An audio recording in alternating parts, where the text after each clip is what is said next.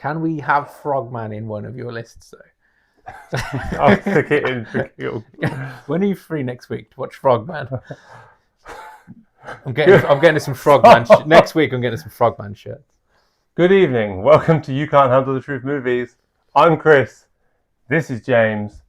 And we're going to do buddy cop movies. Really fun. We have a buddy YouTube channel in it, but apparently Chris sent me a letter like when you evict someone from a property saying I've only got so many lives left to stay as part of the channel. So I got to stop talking about Frogman. Okay. I knew you were going to fit Frogman. Thing is, if you're going to release this one first, Frogman won't make any sense yet. It will in the future. Is this buddy cop or buddy comedy, did you say? This buddy cop comedy. They're all comedies. Okay, right. So over to you, Chris. What have we got at number 5? Number 5 is one of my childhood favourite films. And it is a loose buddy cop comedy because the buddy is a dog. I'm talking K9. I love this film. I seen that on your video shelf. I never seen it. Oh no. I'll just be quiet now. It's so right. He's a lone cop. He's had a partner before. He died. He doesn't want another partner. He doesn't like working with other people. He breaks all the rules. He's told if he doesn't get a partner, he doesn't get a car. All this kind of stuff. So he, again, bends the rules, breaks the rules, speaks to somebody he knows, ends up with this dog called Jerry Lee. Jerry Lee. Okay. It's an Alsatian German Shepherd. Loves curry, and the dog is so clever and it's so good. And the way their relationship starts with them very obviously hating each other, and then things happening through the film, and they start to respect each other in different ways. And the thing is, with this film, what's really impressive is how the dog and him, their characters, blend together. The dog is one of the best actors in the film. Has the dog been in any other films? There's about 40 K9 films. Oh, is there? It's such a good film. They've made loads after. And it's, honestly, it's a joy to watch. All the time. Every time. My dad made me watch this film when I was about, I don't know if I should say this, when I was about 6. And it was one of my staple films. I was growing up as a child, and I really, truly love this film. It's a great film. I might check that out myself. You should, and I promise you'd enjoy it. Okay then, awesome. K9 at number 5. What have we got at number 4? You'll all know this. You'll all have seen it. Rush Hour. Rush Hour. Sorry, just Jackie Chan, Chris Tucker. It was a beautiful pairing. And the first one had just the right mix of action, comedy, serious storyline, heartfelt moments, and the way the characters kind of grew together was really, really good. And I really enjoyed it. There's bits that you'll always remember and that people will still kind of quote and do now. This bit.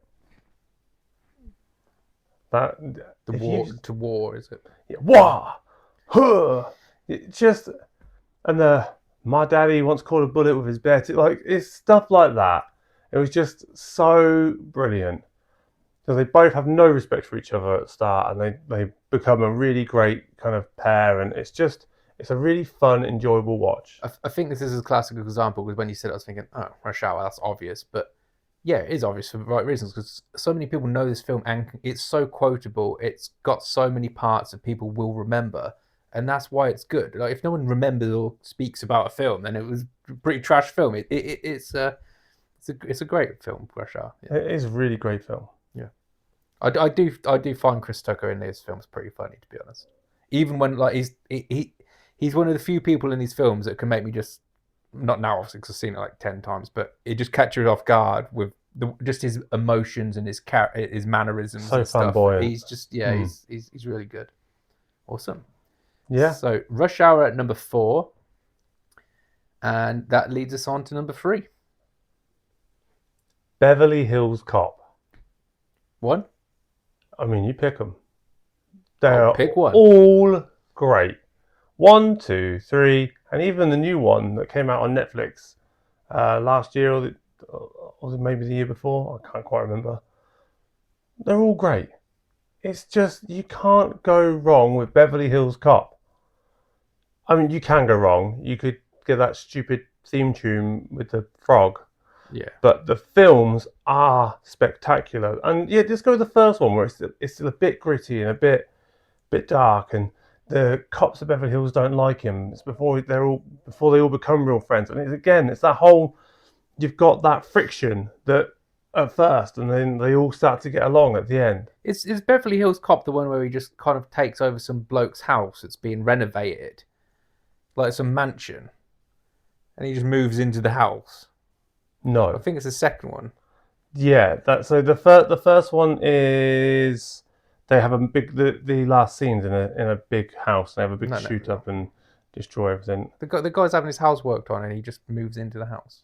It is Beverly Hills Cop. Yeah, but that's not the first one, is it? No, no, no. That's what I said. Yeah. I was saying, which one Oh, is it? sorry. Yeah, that's the But second I one. figure, yeah, oh, cool. Because Uh, that's a uh, bit uh, bold, isn't it? and the third one's the one with the theme park. Yeah. Yeah. Wonderland. This is what I mean. See, we can just start talking about them because they're so good. They are all great films. Just have the iconic moments. Like, and that's the thing, the bits that you will always remember. Um, it's funny. Eddie Murphy just so good in these films. Brilliant. And all of them, honestly, just watch them all, one after another. And they'll make you laugh. They keep the formula the same. Yeah. And it's great. It is kind of a thing, though. Where some people say it's just well, not just these films, but any film where people are like, oh, but we want to see something different. But also, if it ain't broke, don't fix it. Like, if you're into a franchise, yeah, you want to see some development and some differences, but also you want to see the reasons you watch it in the first place. And to get that blend right is quite because you can try and just make it completely new and reinvent it, and it's just not what you was watching in the Yeah. first place. So you got to get, they have a nice balance across the Yeah. 3 films or 4 films. And they do get lighter. Yeah. Oh, definitely. Yeah. The first one's the darkest and they get progressively lighter. Yeah. I think that's definitely true. So, number 2. I have no idea what you're going to say for number 2 or 1, to be honest. Die Hard with a Vengeance. Oh, okay. I should have saw that coming. The best Die Hard movie. The only reason I said that and paused. 2 was not my favourite. Oh, okay. 3 was my favourite because it was a better blend of comedy and action. I do like 3, to be fair. Samuel L. Jackson. Mm. Bruce Willis, Samuel L. Jackson. Great pairing. Really worked.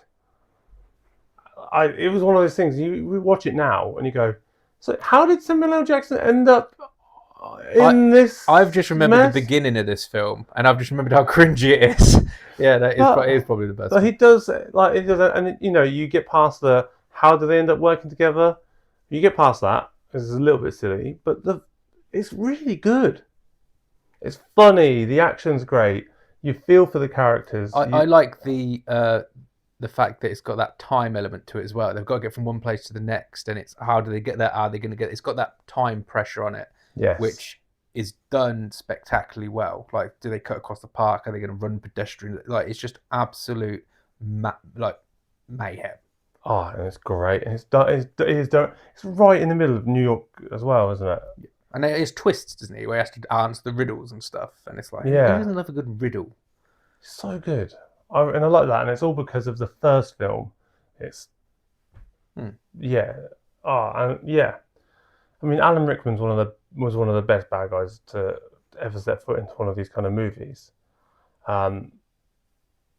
And he was so good in that first movie, so iconic, that they did a second movie, the sequel, and then the third movie they thought, oh, we'll use bits from the first movie because it's so iconic. Everyone remembers that more than the second movie. Sorry, because as I say, Alan Rickman. I know you'll watch it and you go, God, that guy overacted so much in that first film, and he did, but it was for a reason, and it was spectacular, and it just still culminates really well in the third film. So Die Hard with a Vengeance, and after that they start going downhill. Oh yeah, definitely. Right, Okay, so a couple of numbers there I didn't wasn't familiar with. What have we got at numero uno? You know, you if you watched any of our videos, you know what I'm going to I'm pretty say sure I do know what it is. I was just hoping to because be surprised. you won't be surprised because Uh, without this, you don't have the other buddy cop films. They don't exist without Lethal Weapon. And I'm sorry, I'm going to pipe on about it again. That is the most iconic buddy cop movie for a reason. if I That was making a list, it would be my number one as well. yeah, they So are brilliant. It's well made. Yeah, again, like when you get into like number 4, they start to get a bit. I Oh, like all of them. yeah, no, They're not the same as the original, obviously, but they lose a bit of their like grit. I think, and it's like oh yeah, definitely. they all seem to tone them down a bit. They get a bit lighter and a bit lighter.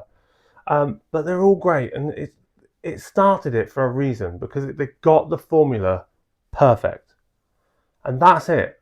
And you watch all of them now, and you go, "Oh yeah, this is what I expect. This is what I expect." But you didn't expect it when they did that one, because there has to be something that starts it, and it was Lethal Weapon, and that it has to be number one because without that, you don't get anything. I think it's number one as well because of the interaction between the two characters. Like it's second to none.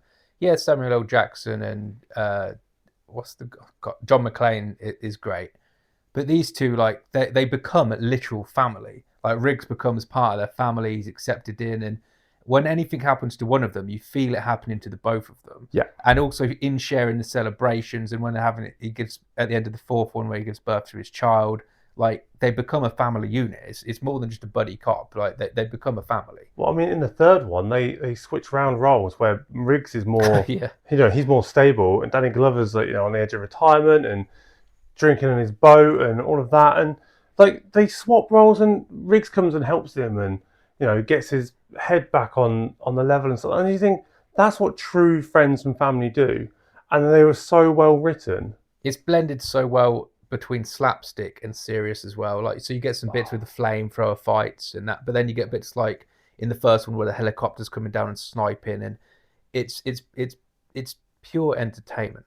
It is great. Now, I wanted to talk about some films while we're on Oh, this list. So we oh, probably might have this missed. wasn't arranged by the I know it wasn't. director at the beginning of the But I'm film. just thinking, I've seen all these films. So there are other really good films, like The Last Boy Scout, I've heard of it. Yeah, right? Bruce Willis again. Great film. You should definitely watch it. who's his buddy? My Wife and Kids, Oh yeah, and I know I the can't guy. think of his Yeah, no, I name. know the guy. Yeah, yeah. It's right there. But he's, again, great. Um, Again, so Turner and Hooch is a great buddy cop movie, but Yeah. it's a dog. Yes, people will be like, oh, Turner and Hooch. Canine is the better one. And you're going to go, but Turner and Hooch is so good. Yeah, it is. Watch Canine. You got Tango and Cash on there. I was going to say Tango and Cash. It's a good buddy It's cop all right. thing. It's just yeah. But It's like, all right. I'm thinking of things you might have missed. So Yeah. Oh yeah, of course. if you go newer, I'm thinking like Ride Along. Now, James might disagree with me, but it's Ice Cube and Kevin Hart. Oh yeah, I'm not a big Kevin Hart fan. I know you're not. I like Ice Cube though. But the Ride Along films are a good laugh and a giggle. Yeah. Definitely worth watching. And they actually made me laugh. And then, because I mentioned it when we were having our argument, name some movies. The Other Guys. The other guys. Okay, Yeah. it's on the tip of my tongue. Who's that one? So you've got, why can't I think of his name? Step Brothers, Will Ferrell. Oh yeah, I watched. And- It's got the Rock in it at the beginning, hasn't it? Yeah, The Rock and he and gets Sam- paid like $1 million to jump off a roof. The Rock and Samuel L. Jackson. I watched this a few nights ago. I can't believe it. You've got it's Will Ferrell and, why can't I think of his name? I love him. Mark Wahlberg. Mark Wahlberg. I love his movies. Yeah, it's just, again, like, they're just fun films. Like, don't go in with too, like, it's not Oscar worthy, It's but not it's- Oscar worthy. No. but it's definitely, you watch it, you have a good time, you enjoy it.